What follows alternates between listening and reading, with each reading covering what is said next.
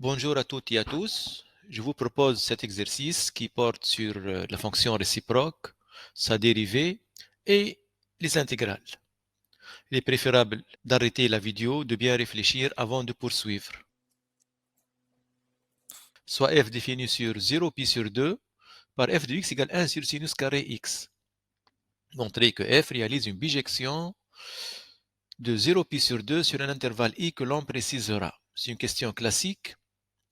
Alors, l'outil que nous possédons pour prouver la bijectivité, c'est la stricte monotonie. Si on arrive à démontrer que f est strictement monotone sur cet intervalle, alors elle réalise une bijection de cet intervalle vers son image. Alors, montrons que f est strictement monotone sur 0pi sur 2. Je vais faire ça de deux méthodes. Alors, la première méthode, soit a et b deux réels de cet intervalle, tel que a inférieur strictement à b. A inférieur à b, et je veux comparer maintenant f de a et f de b. F de a et f de b. 1 sur sinus carré a, 1 sur sinus carré b. Donc je commence par appliquer le sinus. Mais avant de l'appliquer, je dois me demander, est-ce que sinus est croissante ou décroissante sur cet intervalle-là? Elle est croissante. La fonction sinus est croissante. Pourquoi? On peut voir ça à partir du cercle trigonométrique. Si je prends un réel entre 0 et pi sur 2, ça lui correspond à un point sur le cercle. L'ordonnée de ce point, c'est le sinus. Si le a croît, le sinus croît aussi. Si le a croît encore, le sinus croît. Le a croît, le sinus croît. Le a croît, le sinus croît. La fonction sinus, donc, est strictement croissante sur l'intervalle 0pi sur 2. Bien sûr, on peut parler de sa dérivée, qui est le cosinus, qui est positif sur cet intervalle et ne s'annule qu'en un nombre fini de réels, mais je veux éviter de parler des dérivées. Je laisse la dérivée pour la deuxième méthode. A inférieur strictement à B, j'applique sinus strictement croissante sur cet intervalle-là. Maintenant, qu'est-ce que je fais? Moi, je veux comparer 1 sur sinus carré A et 1 sur sinus carré. Donc, j'élève au carré. Donc, avant d'élever au carré, je dois me demander, est-ce qu'ils sont tous les deux positifs ou bien tous les deux négatifs? S'ils sont tous les deux positifs, l'ordre ne change pas. Le sinus, il est dans cet intervalle strictement positif, donc j'élève au carré sans aucun problème. Je passe à l'inverse. Avant de passer à l'inverse, je dois avoir deux réels de même signe et non nuls. Oui, j'ai deux réels de même signe et non nuls. Je passe à l'inverse et l'ordre change. On est parti de A inférieur à B, on est arrivé à f de A supérieur à f de B. F est strictement décroissante. L'autre méthode repose sur la dérivée.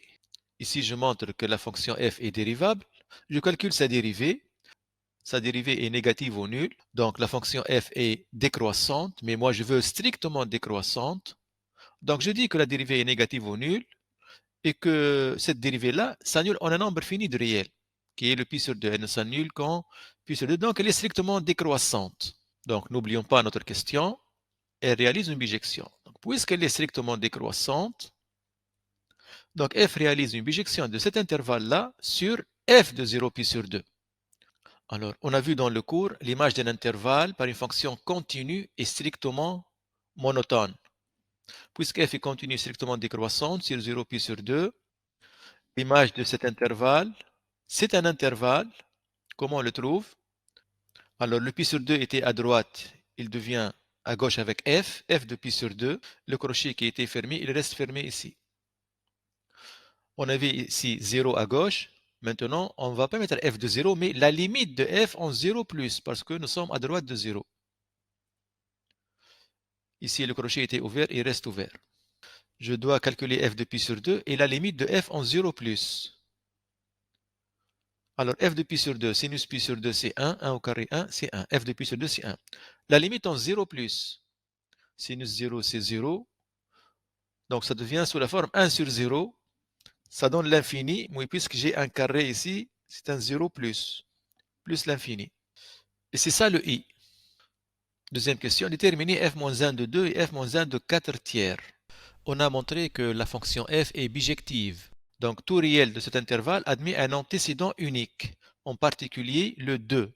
Puisqu'il me demande f-1 de 2, l'antécédent de 2, je mets le 2 ici.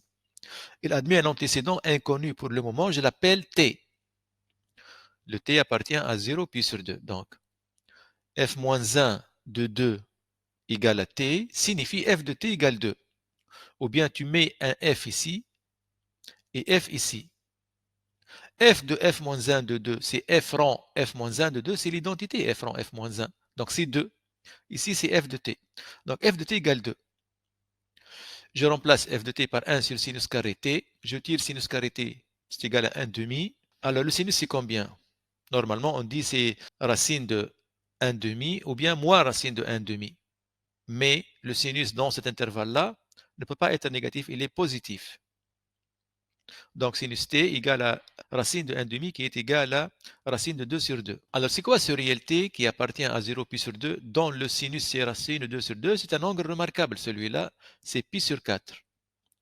Donc f moins 1 de 2 c'est pi sur 4. De même on fait pour f moins 1 de 4 tiers les mêmes étapes. Troisième question, étudier la dérivabilité de f moins 1 sur i. On a montré une autre fois que f est une bijection. On a un théorème du cours. Si f bijective est dérivable et la dérivée ne s'annule pas sur l'intervalle de départ, alors sa réciproque est dérivable sur l'intervalle d'arrivée. Vérifions ça. Notre fonction, elle est dérivable. Fonction f, elle est dérivable sur cet intervalle-là. C'est quoi sa dérivée? Est-ce qu'elle s'annule? Oui, elle s'annule en pi sur 2. Donc si j'exclus le pi sur 2, donc sur cet intervalle avec pi sur 2 exclu, j'ai ce qu'il faut. Et les conditions du théorème sont remplies. F est dérivable et sa dérivée ne s'annule pas. Donc f moins 1, dérivable sur f de 0 pi sur 2 ouvert des deux côtés. On exclut l'image de pi sur 2. Expliciter f moins 1 prime de y. Donc on sait que f moins 1 est dérivable sur cet intervalle-là. Je prends y sur cet intervalle. J'ai une formule du cours qui me dit le suivant. F moins 1 prime de y, c'est 1 sur f prime de f moins 1 de y. Donc, ici, j'ai intérêt à exprimer f prime en fonction de f. Si j'arrive à exprimer f prime en fonction de f, j'aurai f de f moins 1 de y, donc f rang f moins 1 de y, qui est l'identité. C'est très utile. Donc, notre premier but, c'est d'exprimer f prime en fonction de f. Le f prime, le voilà. La fonction f, la voilà.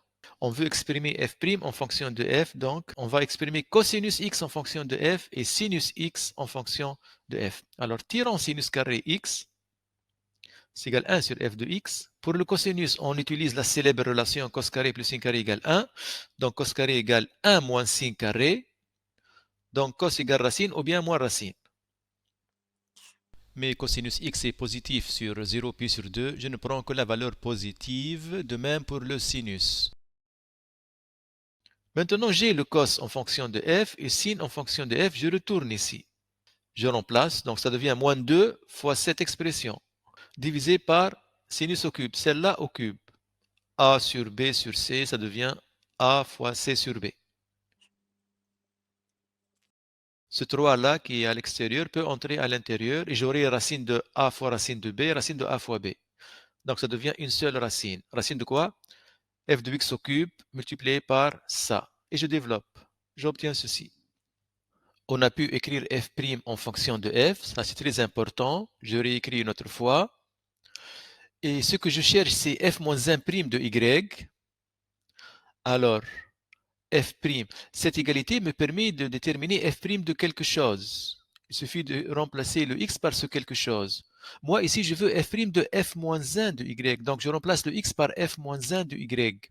Ça devient f de f moins 1 de y au cube. Mais c'est quoi f de f moins 1 de y? C'est y. Donc, c'est y au cube. Et ici, f de f moins 1 de y au carré. C'est y carré. Et donc, on obtient le suivant. Alors, cinquième question. Calculer l'intégrale. Alors, cette fonction qui est à l'intérieur me rappelle le dernier résultat.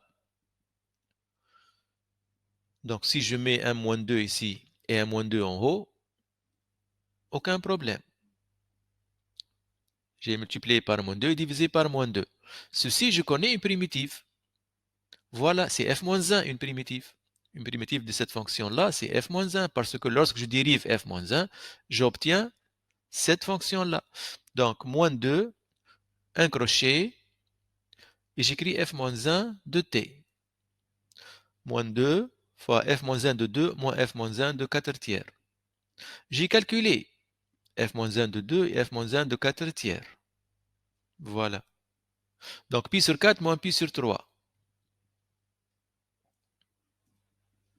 Résultat final égale pi sur 6. Cette intégrale est égale à pi sur 6. Merci pour votre attention et à bientôt.